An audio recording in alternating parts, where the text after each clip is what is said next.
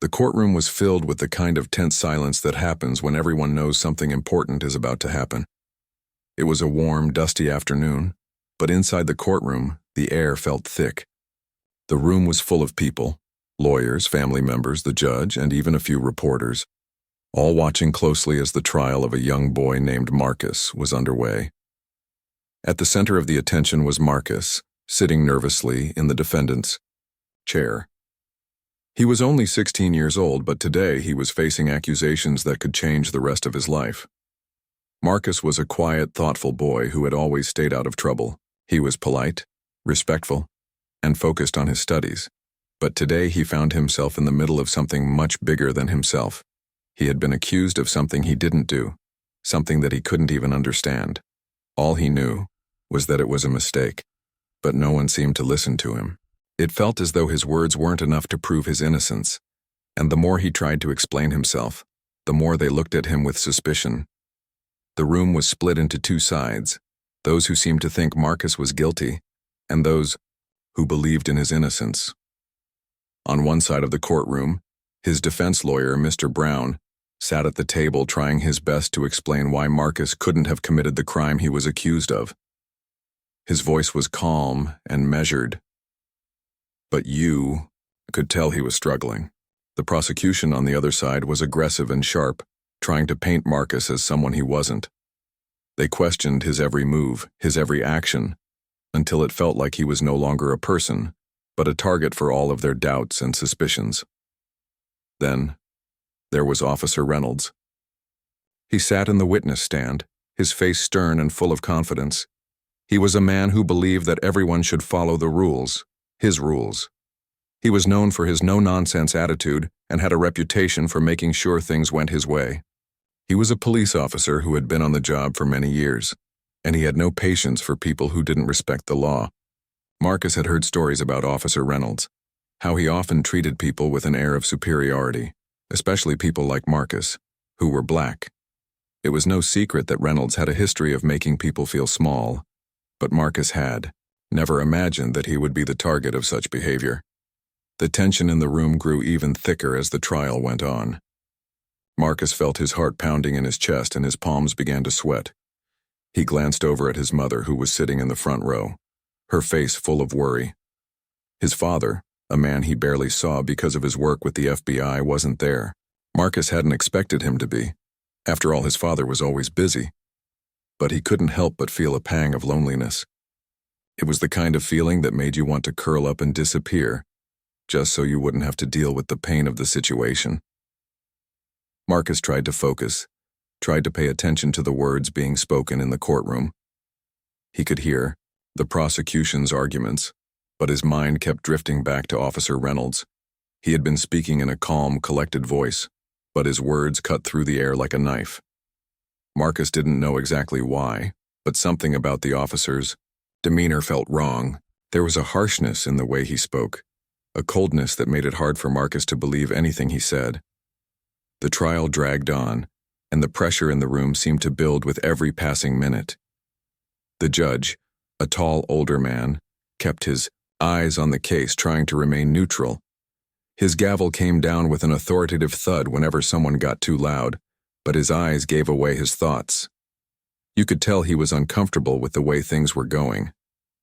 Everyone knew this trial wasn't just about one boy. It was about something bigger, something that had been a problem for far too long.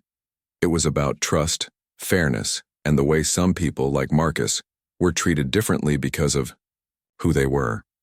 At one point during the trial, things got heated. The prosecution was trying to press Marcus's defense lawyer into a corner, accusing him of not properly cross-examining witnesses. The room filled with arguments and raised voices, and for a moment, it seemed like the situation would spiral out of control. Everyone in the room felt it, a sense of unease.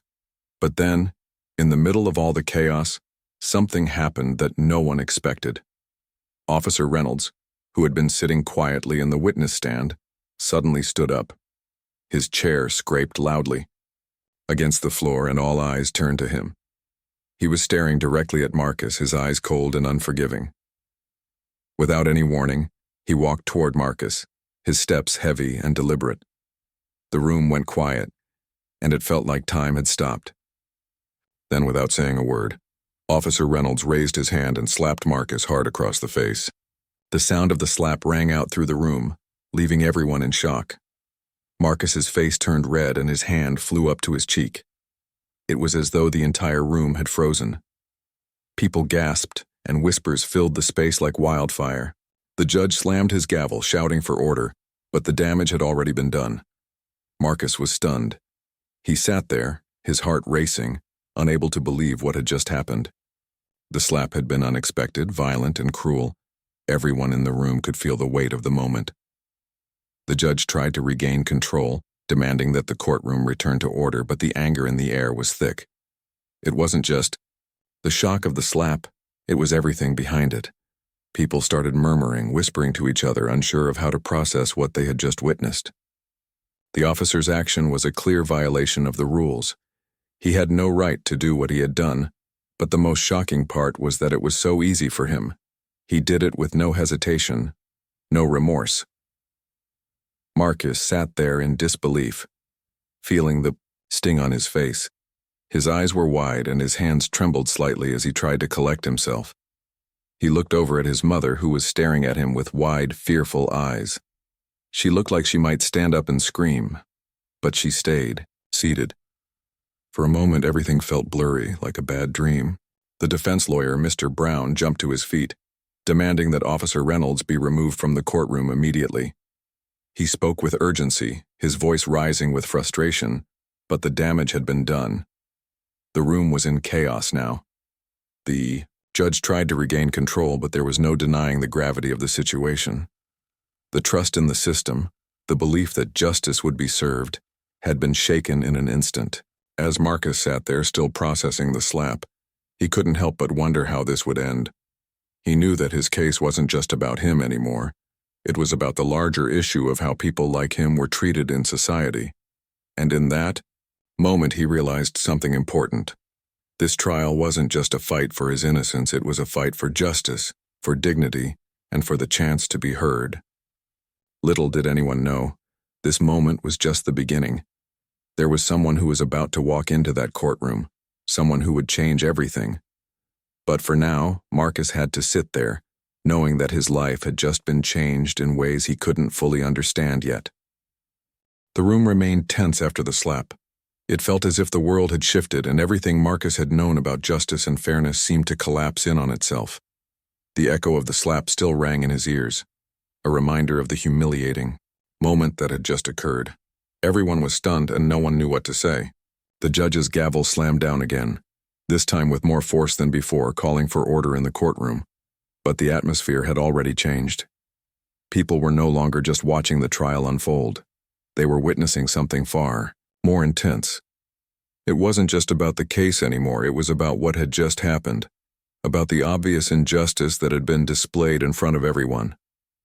Marcus could feel the heat of embarrassment creeping up his neck, and he kept his gaze down. His cheek still stung, but it wasn't the physical pain that hurt the most. It was the way he had been treated in front of everyone. How could anyone be so cruel, so careless? What had he done to deserve that? The weight of those questions hung in the air like an unsolved mystery. His defense attorney, Mr. Brown, was visibly upset, standing up in a rush and demanding that something be done immediately. His voice was shaky with frustration, but it was clear that he was struggling to figure out what exactly to do next. It wasn't just the slap. It was the fact that Officer Reynolds had crossed a line that no one in that courtroom had expected. This wasn't a moment that could be ignored or swept under the rug. It was an attack on Marcus, and it was clear to everyone in the room that something had to be done. On the other side, the prosecution seemed to take a step back. They too were caught off guard by what had just happened. At first, they had been focused on their goal, trying to make Marcus look guilty of a crime he didn't commit. But now things had completely shifted. The courtroom was no longer just a place for arguments and debates about the facts of the case. It had become a stage for something more profound.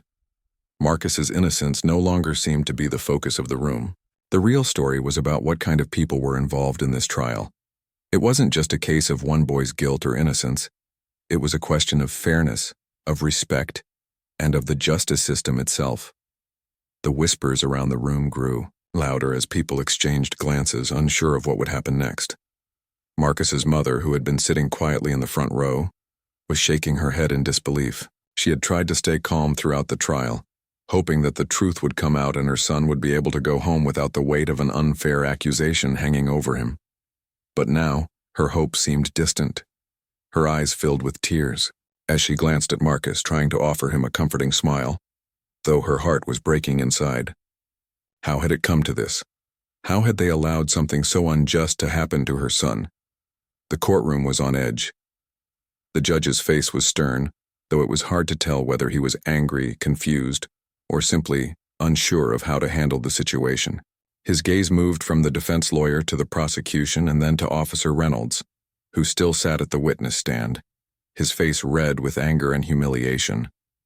He had just done something that no one had expected, and now he was sitting there as if nothing had happened, as though he hadn't just crossed a boundary that should never have been crossed.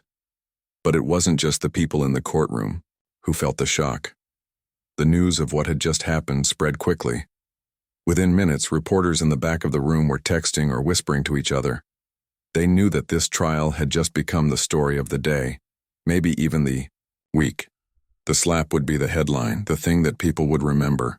It would be the thing that would shape the public's perception of the case and of the people involved. Outside the courtroom, things were already starting to heat up. As the reporters rushed to get their stories and the crowd gathered outside, the news of the slap became the center of attention. Social media exploded with videos and pictures of the trial spreading across the internet. People were angry. They couldn't believe what they had just seen. Comments flooded in from all sides, with some expressing outrage at the officer's actions, while others questioned why Marcus had been treated that way in the first place. For Marcus, it was hard to escape the feeling of being trapped. He had always tried to stay out of the spotlight, to live a quiet life without attention. But now the whole world seemed to be watching. The news cameras, the reporters, the people talking about him on the internet. It all felt overwhelming. It wasn't just the trial he had to worry about anymore. It was the way the world was beginning to view him, as if his identity had been reduced to a single moment of humiliation. His father wasn't there to help him through this moment, and his mother, as strong as she was, seemed to be struggling with the situation as much as he was. But as the hours passed and the courtroom tension slowly began to ease, something changed. A sense of determination started to rise in Marcus. He couldn't control what had just happened, but he could control how he moved forward. He wasn't going to let this moment define him. This wasn't the end. It was just another step in a much bigger journey. He had to keep fighting. He had to make sure that he was heard. Because if he didn't stand up for himself now, who would? Back in the courtroom, the trial resumed, but the mood had shifted. The judge, now clearly unsettled by the events, called for a brief recess to allow everyone to calm down. As people stood up, shuffled around, and spoke in hushed tones, Marcus's mind raced. What would happen next? Would Officer Reynolds face consequences for his actions? Would the judge take this seriously, or would he simply let it slide? And most importantly, would anyone believe Marcus? The answer to that last question was more complicated than Marcus had realized. The prosecutor, who had once seemed so confident, in their case was now backing off. They were no longer the aggressive, unrelenting force they had been at the start. They too were struggling to figure out what to do with this sudden change in the trial's dynamics. Everyone in the room could feel the shift. People were no longer just listening to the arguments about the crime Marcus was accused of. They were listening to something deeper, the question of what justice really meant. Marcus didn't know it yet, but his father, Special Agent Thomas Walker, had been watching the news coverage of the trial. He had seen the slap and the chaos that followed. And although Thomas had always been a man of few words, he knew that this situation could not be ignored. Marcus's fight was about to become much bigger, and the moment was fast approaching when the balance of power in the courtroom would change forever. The trial had already taken a turn, and it seemed that no one was ready for what was about to happen next. Marcus wasn't sure of much, but one thing was clear. His fight for justice had just begun. The courtroom was still in chaos when the judge called for a short recess. The air felt thick with discomfort as everyone tried to process what had just happened. Marcus sat at the defendant's table, his cheek still aching from the slap, and his mind swirling with 1,000 thoughts. He didn't know how things could get worse, but he also didn't know how they could get better.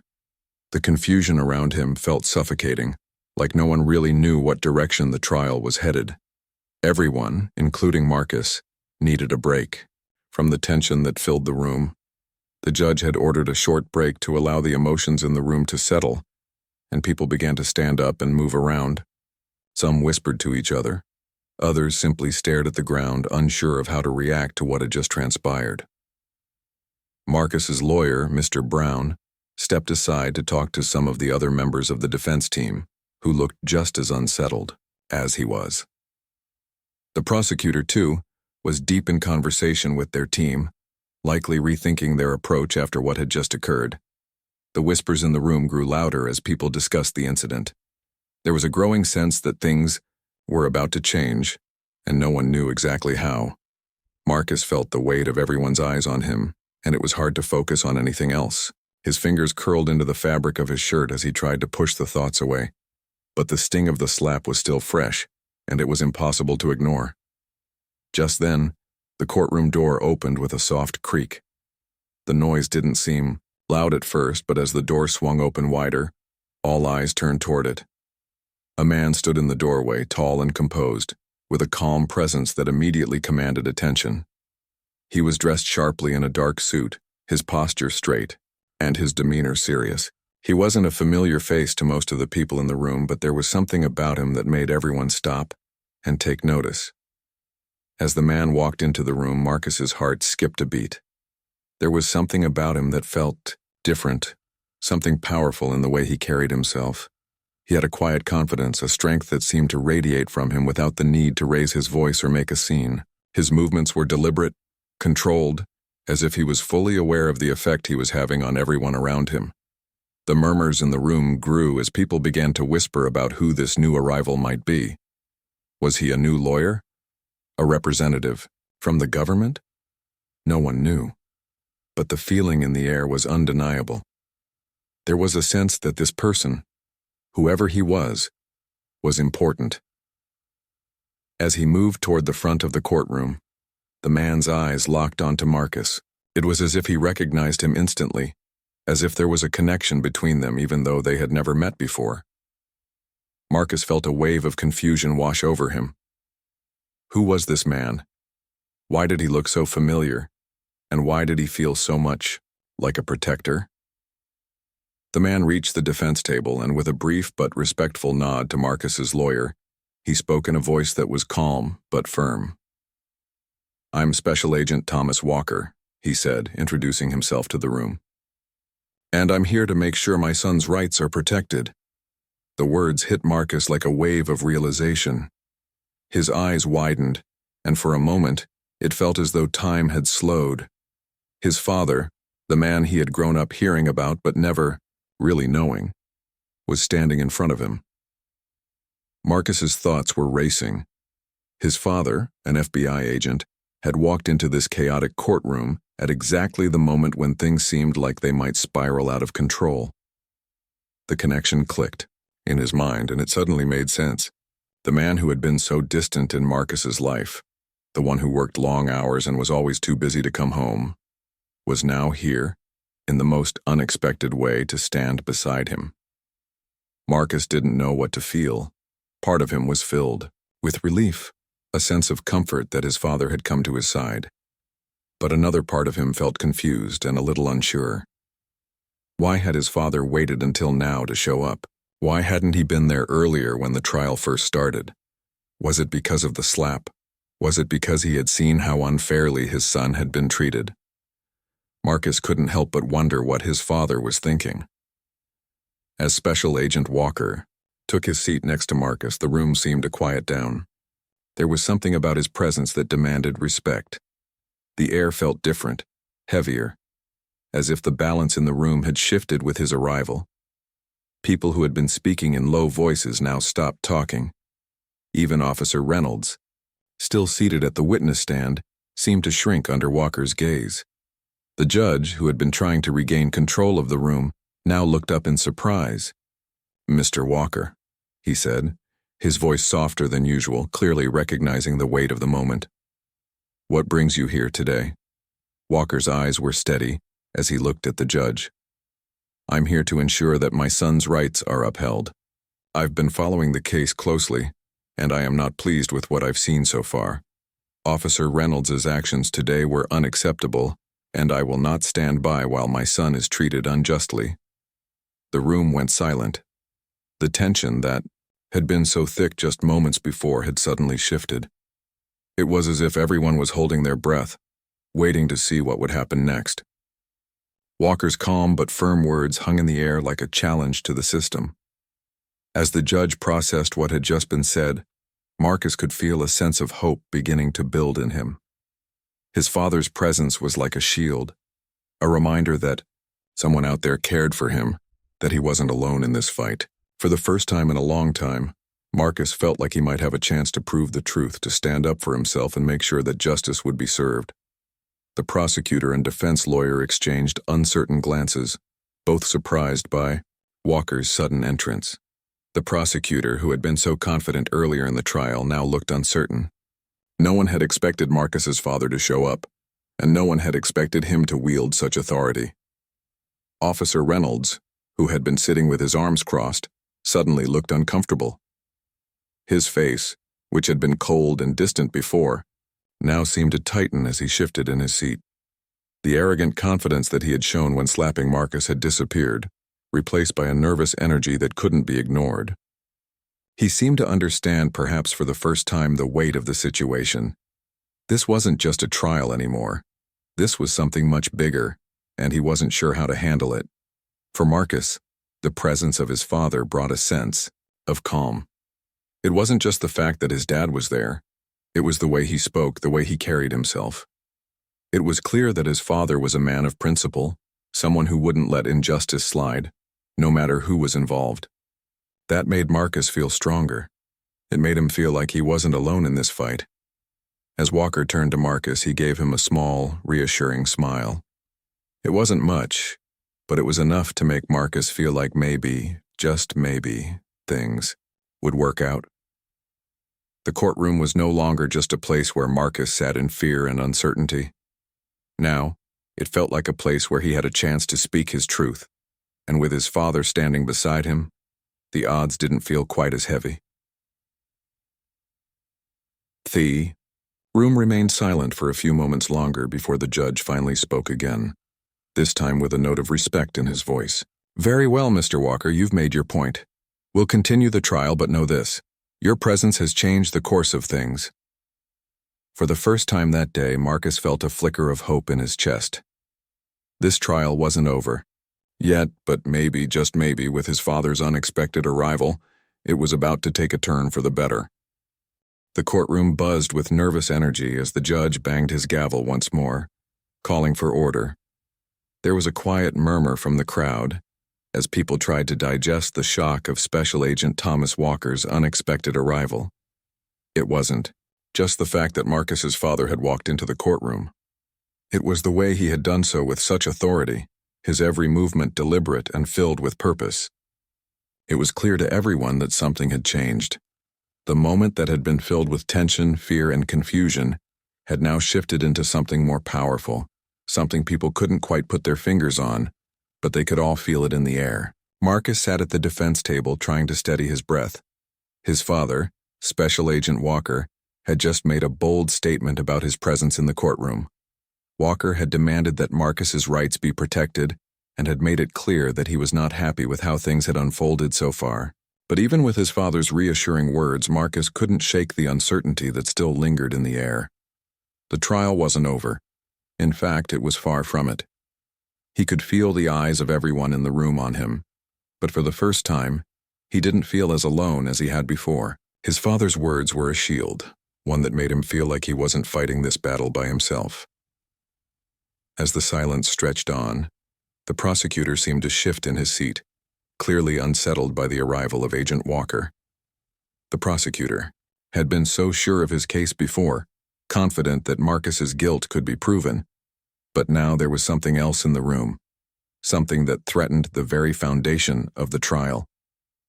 The prosecutor hesitated for a moment, exchanging a quick glance with the defense lawyer before standing up and adjusting his tie. It was clear that he was trying to regain control of the situation. Agent Walker's eyes, sharp and focused, never left the prosecutor. He didn't need to say much more. His presence alone was enough to make the prosecutor uneasy. But when the prosecutor opened his mouth to speak, it was with a tone that was less confident than before.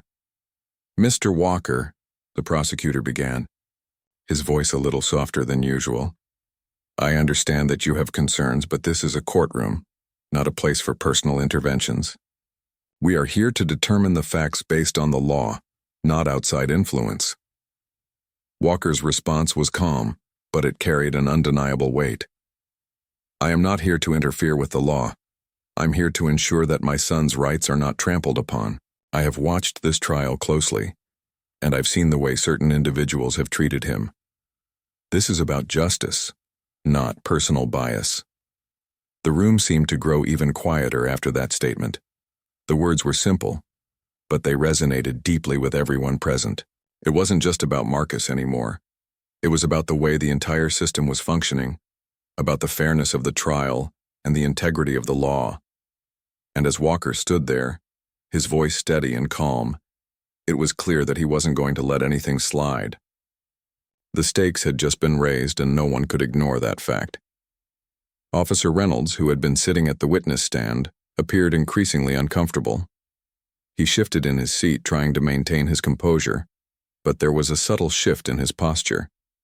It was as though he could feel the weight of Walker's presence bearing down on him. Earlier, when he had slapped Marcus in the courtroom, he had done so with the confidence of someone who thought they were above reproach. But now, that confidence was quickly fading, replaced by something else, something closer to fear.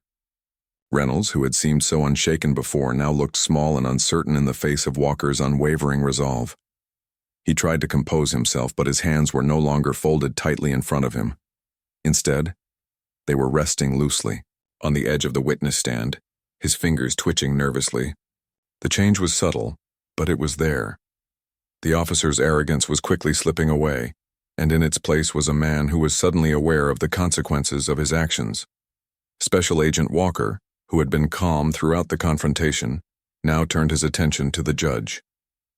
The judge had been sitting in his chair, silent through most of this, but it was clear that he had been watching the interactions closely.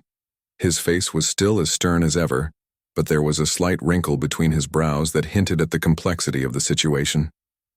"Your Honor," Walker said, his voice steady and commanding, "I'm not here to accuse anyone, but I am here to demand accountability. What happened earlier, what this officer did, was a violation of not only courtroom decorum, but of basic decency. If we are to have any faith in this system, then we cannot allow actions like this to go unchecked." There was a long pause. The judge seemed to weigh the words carefully, looking at both Walker and the prosecution. The entire courtroom was holding its breath. The tension that had filled the room earlier when the slap had taken place had now morphed into something else. It wasn't just about the courtroom anymore. It was about the idea of justice itself. Could it stand up in the face of this kind of behavior? Could it be trusted to remain impartial and fair? Finally, the judge spoke, his voice quieter than before, but still firm. "Special Agent Walker, I understand your concerns. I will address this matter in due time. But as for the trial, we will proceed. However, let it be known that I will not tolerate further disruptions, and I expect this courtroom to maintain the integrity it is meant to uphold." With that, the judge called for another brief recess, allowing everyone a moment to collect their thoughts. The room was quieter now, but the atmosphere had undeniably changed. It was no longer just about proving whether or not Marcus was guilty. It was about something bigger, something that had become clear to everyone in the room. The case had become a symbol of the struggles that people like Marcus faced every day. It was about bias, about the way certain individuals could be treated unfairly, and about the importance of standing up when something was wrong. Marcus sat back in his chair, his heart still racing. He felt a mixture of relief and uncertainty. On one hand, his father's words had brought a sense of strength that he hadn't known he needed. He wasn't alone anymore. But on the other hand, he knew the trial wasn't over. There was still a long road ahead, and the battle wasn't finished. Officer Reynolds might have been shaken for now, but Marcus knew that the fight for justice wasn't won in one moment. It was a process, and it was one that required patience, courage, and resilience. As the recess came to an end and the courtroom began to settle back into place, Marcus felt a small flicker of hope. His father had shown him that there was always a way to stand up for what was right. Marcus wasn't alone anymore, and he realized that he had a chance to make his voice heard. Whatever happened next, he was ready to face it. He knew that the fight for justice would continue, but for the first time he believed that he might actually have a chance to win. As the trial continued, the weight of the events that had unfolded began to sink in. The tension in the courtroom had shifted. The energy that had been so heavy with uncertainty and fear now seemed to pulse with something more hopeful. Marcus could feel the difference. His father's presence had brought a change, one that was hard to explain but undeniable. The moment Special Agent Thomas Walker had walked into that courtroom, the balance had shifted. And now, as the trial carried on, it wasn't just about the verdict. It was about something larger, something that transcended the legal arguments and accusations. Marcus sat in his chair, trying to steady his nerves. His heart still raced from the confrontation earlier, but as the trial progressed, he began to sense a different kind of strength building inside of him. His father's quiet, confidence, the way he had stood up for what was right without raising his voice had inspired Marcus in a way he hadn't expected. For the first time in this entire ordeal, Marcus felt that maybe, just maybe, there was hope for him. The injustice he had suffered wasn't something that would go unnoticed. And now, there was someone beside him, someone who could make sure of it. The rest of the trial proceeded, though it was clear that everything had changed. The slap that had happened earlier, the loud and public humiliation of Marcus, now felt like a turning point. People had been shocked, yes, but what happened next was something even more important. It wasn't the slap that people would remember. It was how the system responded. It was about whether the people in power would take responsibility for their actions, and whether they would hold those who had abused their power accountable. The media coverage of the trial was unlike anything Marcus had expected. As soon as the news broke about the slap, it spread quickly. The images of Marcus sitting there, his face reddened and his eyes wide with shock, were all over the news. But what truly captured the public's attention was the arrival of his father, the FBI agent who had stepped into the courtroom and stood up for his son. The contrast between Marcus's quiet demeanor and his father's calm strength resonated with people. The story began to spread, not just as a legal case, but as a symbol of justice, fairness, and accountability. As the trial went on, the public reaction grew louder. People took to social media, expressing their anger at the treatment Marcus had endured and demanding justice. Hashtags began trending, and soon, the case was at the center of conversations across the country. News outlets were filled with updates, interviews, and expert opinions on the events. The media painted a picture of a young boy who had been wronged and a father who would not let that injustice stand. It was more than just a trial. It was a movement, and it had the power to change things. But even as the world watched, Marcus knew that his fight wasn't over yet. His father had been instrumental in bringing attention to the case, but Marcus understood that the true battle was still in the courtroom. Officer Reynolds, though shaken by the confrontation earlier, hadn't backed down. He still sat at the witness stand, his eyes darting nervously around the room, but he was determined to see the trial through. His confidence had taken a hit, but he wasn't giving up that easily. Marcus could sense that the officer would do everything he could to avoid taking responsibility for his actions. The defense team, bolstered by Agent Walker's involvement, had gathered more support than ever. Expert witnesses were brought in to testify, offering new insights and evidence that reinforced Marcus's innocence. The prosecution, which had seemed so sure of their case earlier, was now on the defensive. They struggled to find a way to prove Marcus guilty of the charges, and the more they pressed, the more it became clear that the accusations against him had been built on shaky ground. The case was starting to fall apart for them, and Marcus's defense team was quick to capitalize on every weak point. As the trial entered its final stages, the mood in the courtroom was different. The once tense and hostile atmosphere had softened, and there was a sense of anticipation in the air.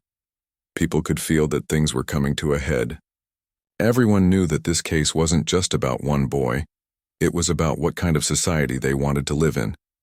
Would they allow injustice to persist, or would they stand up for what was right? The decision to come was bigger than just a verdict. It would send a message to everyone watching about how much they valued fairness and equality. Finally, after what felt like an eternity, the day of the verdict arrived. The courtroom was packed with people, reporters, onlookers, and supporters who had followed the case from the beginning. Marcus sat in his seat, his hands folded tightly in his lap, trying to control the nerves that had been building inside him. His father, standing beside him, was the picture of calm. Marcus could tell that his father wasn't worried, not because he wasn't concerned about the outcome, but because he believed in the truth and he knew that the truth would prevail. The judge entered the room and the atmosphere grew even heavier. Everyone knew that the time had come. The judge called for silence as he prepared to deliver the verdict. His voice echoed through the room as he spoke, and Marcus could feel his heart pounding in his chest. He had no idea what the outcome would be, but he knew that whatever happened, the journey had already changed him. The court has deliberated, and after careful consideration, we find the defendant, Marcus Walker, not guilty of the charges brought against him. For a moment, everything went quiet. The words hung in the air and it felt like time had stopped. Then slowly the tension broke. People in the room began to exhale, and there was a collective release of breath. Marcus's shoulders, which had been so tense, relaxed as he processed the words. Not guilty. It was a small phrase, but it meant the world. The weight that had been on his chest for so long was finally gone. The injustice had been recognized and the truth had been heard. Tears welled up in Marcus's eyes as he looked at his father. Special Agent Walker's face softened, and for the first time Marcus saw something different in him. He wasn't just a powerful FBI agent, he was his father, someone who had fought for him not just in the courtroom, but in life. The moment they shared, though brief, was a quiet acknowledgement of the bond they had built through this ordeal. The courtroom erupted into applause as people stood to acknowledge the verdict. It wasn't just the fact that Marcus had been found not guilty. It was the idea that justice had been served. The public had seen this case as a battle for fairness, and in that moment they knew they had witnessed a victory. Outside the courtroom, the media frenzy reached a new level. News outlets covered the verdict with the same passion that had driven the trial from the start. But now the story wasn't about the trial itself. It was about the message it sent. Marcus's victory was symbolic. It showed that no matter how powerful someone seemed, no matter how much influence they had, truth and justice could still prevail. As the days went by, Marcus's life slowly began to return to normal, but he was forever changed. The experience had taught him something about strength and resilience, about the power of standing up for what was right, even when the odds were against you. He no longer saw himself as a victim of circumstance. Instead, he saw himself as someone who had fought back and won. Special Agent Thomas Walker, despite his important role in the case, never sought the spotlight. He was proud of his son, but he knew that the real victory had been in the fight itself. And though the battle had ended in the courtroom, the journey toward true justice was far from over. But for now, Marcus could breathe easy, knowing that the truth had been recognized and that he had the strength to stand up for it no matter what.